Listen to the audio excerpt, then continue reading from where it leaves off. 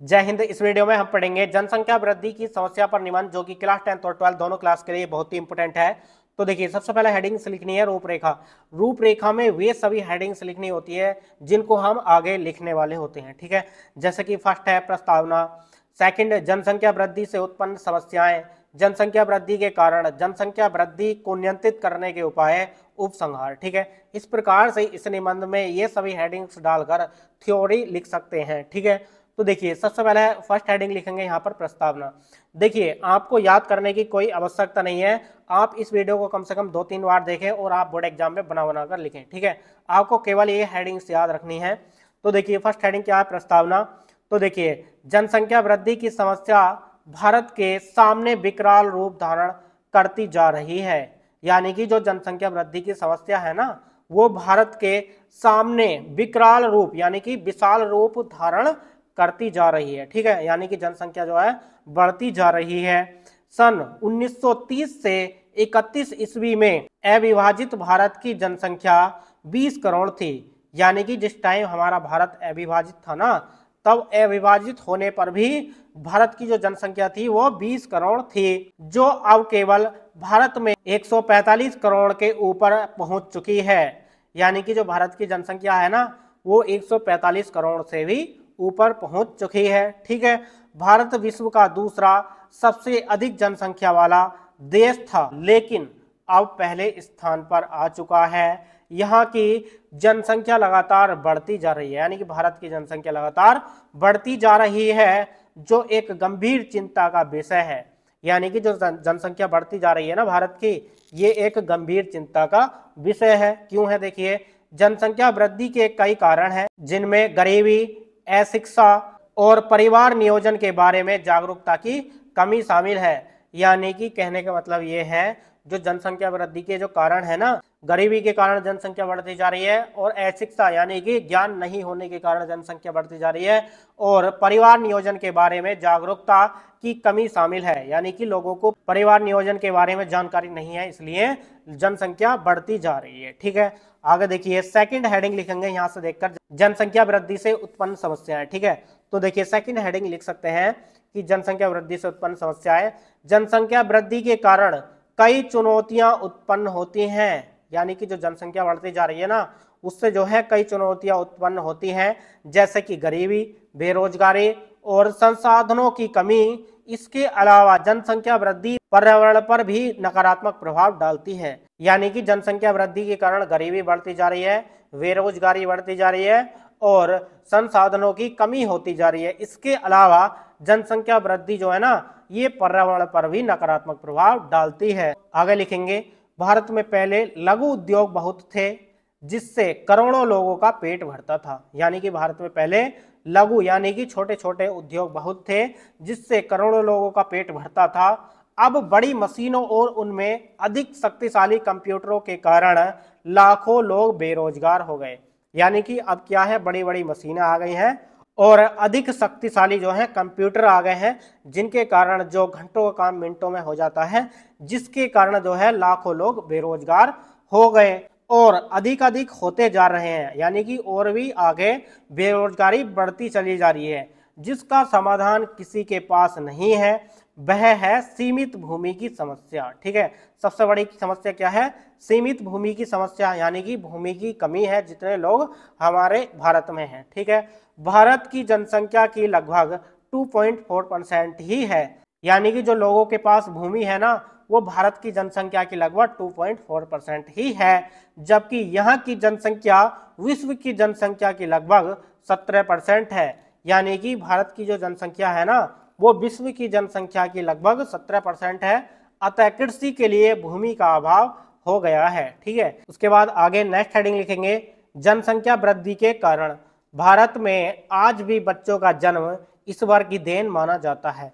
यानी कि ये माना जाता है कि जो बच्चों का जन्म है ना, वो ईश्वर की देन है, ठीक है।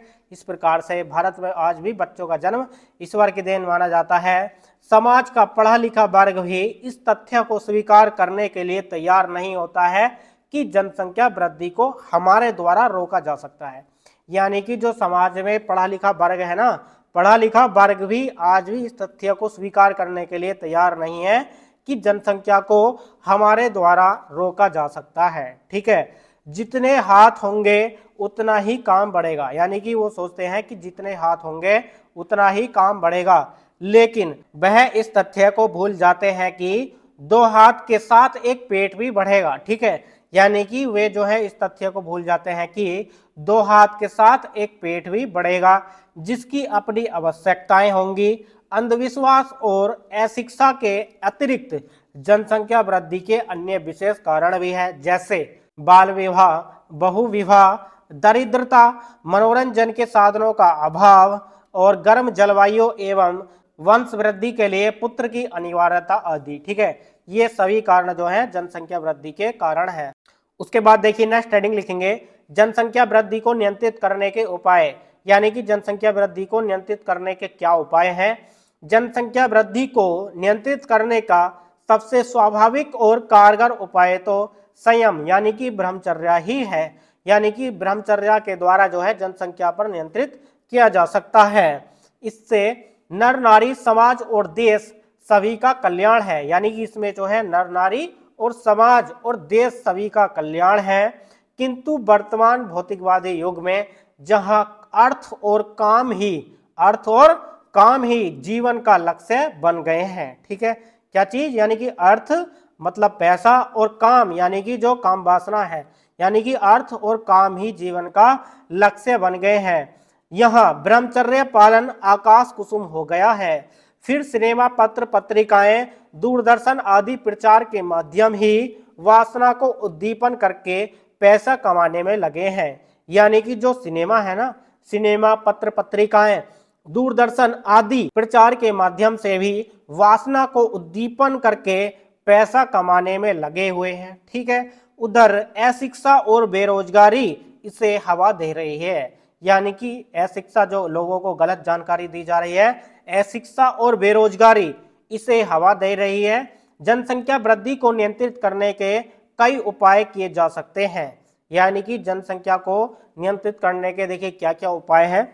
शिक्षा का प्रसार, यानी कि लोगों को सही शिक्षा देकर जनसंख्या पर नियंत्रण किया जा सकता है। शिक्षा जनसंख्या नियंत्रण का सबसे महत्वपूर्ण साधन है, यानी कि शिक्षा क्या है, जनसंख्या नियंत्रण का सबसे महत्वपूर्ण क्या है, साधन है। शिक्षित लोग छोटे परिवार के महत्व को समझते हैं और परिवार नियोजन के तरीकों का उपयोग करते हैं। सरकार को शिक्षा के प्रयास के लिए विशेष प्रयास करने चाहिए, यानी कि सरकार को जो है शिक्षा के प्रसार के लिए, ठीक है, जिससे कि सही शिक्षा लोगों तक पहुंचे, शिक्षा के प्रसार के लिए विशेष प्रयास करने चाहिए। खासकर महिलाओं की शिक्षा पर ध्यान देना चाहिए। ठीक है, उसके बाद देखिए नेक्स्ट हेडिंग आप लिख सकते हैं, बाल विवाह पर रोक, यानी कि बाल विवाह पर रोक लगाकर भी जनसंख्या पर नियंत्रण किया जा सकता है। बाल विवाह जनसंख्या वृद्धि का एक प्रमुख कारण है, यानी कि बाल विवाह क्या है, जनसंख्या वृद्धि का एक प्रमुख कारण है। सरकार को बाल विवाह पर सख्ती से रोक लगानी चाहिए और लोगों को इसके दुष्परिणामों के बारे में जागरूक करना चाहिए। ठीक है, उसके बाद देखिए नेक्स्ट पॉइंट लिख सकते हैं, महिलाओं को सशक्त बनना। ठीक है, महिलाओं को सशक्त बनने से भी जनसंख्या वृद्धि को नियंत्रित करने में मदद मिलती है, यानी कि महिला यदि सशक्त बन जाएंगी तो उससे भी जनसंख्या नियंत्रण होगा। ठीक है, जब महिलाएं शिक्षित और आत्मनिर्भर होती हैं, यानी कि जब महिलाएं जो हैं शिक्षित होंगी और आत्मनिर्भर होंगी, ठीक है, यानी कि महिलाएं शिक्षित और आत्मनिर्भर होती हैं तो अपने परिवार के आकार के बारे में बेहतर निर्णय ले सकती हैं। ठीक है, यदि महिलाएं शिक्षित होंगी, आत्मनिर्भर होंगी तो जो है वे महिलाएं अपने परिवार के आकार के बारे में बेहतर निर्णय ले सकती हैं। ठीक है, उसके बाद देखिए इसमें फोर्थ पॉइंट लिख सकते हैं, सामाजिक जागरूकता अभियान। ठीक है, यानी कि सामाजिक जागरूकता अभियान चलाकर भी जनसंख्या नियंत्रण किया जा सकता है।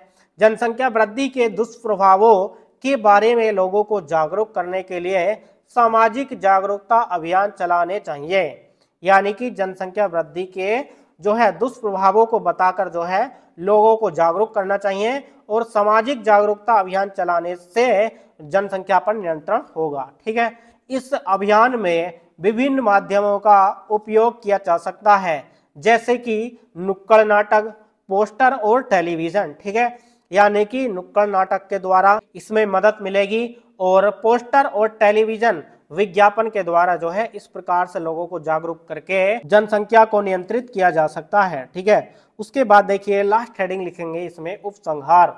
तो देखिए उपसंहार में क्या लिखना है, जनसंख्या वृद्धि को नियंत्रित करने का वास्तविक स्थायी उपाय तो सरल और सात्विक जीवन पद्धति अपनाने से ही निहित है। ठीक है, यानी कि जनसंख्या को नियंत्रित करने का सबसे वास्तविक और स्थायी उपाय देखिए क्या है, सात्विक जीवन पद्धति अपनाने से निहित है, जिसे प्रोत्साहित करने के लिए सरकार को ग्रामों के आर्थिक विकास पर विशेष ध्यान देना चाहिए, जिससे ग्रामीणों का आजीविका की खोज में शहरों का पलायन रुक सके। ठीक है, जनसंख्या वृद्धि एक जटिल समस्या है जिसका समाधान केवल सरकार के प्रयासों से नहीं हो सकता, यानी कि केवल सरकार ही चाहे कि जनसंख्या को नियंत्रित किया जा सके तो सरकार के प्रयासों से नहीं हो सकता। इसके लिए समाज के सभी वर्गों की भागीदारी और सहयोग आवश्यक है। ठीक है, तो इस प्रकार से आप बोर्ड एग्जाम में लिख सकते हैं, आपको एकदम फुल मार्क्स मिलेंगे। तो डियर स्टूडेंट्स, ये वीडियो आपको कैसी लगी हमें कमेंट्स बॉक्स में कमेंट करके जरूर बताएं। वीडियो अच्छी लगी तो लाइक कर देना। चलिए मिलते हैं नेक्स्ट वीडियो में नेक्स्ट टॉपिक के साथ, तब तक के लिए जय हिंद, वंदे मातरम।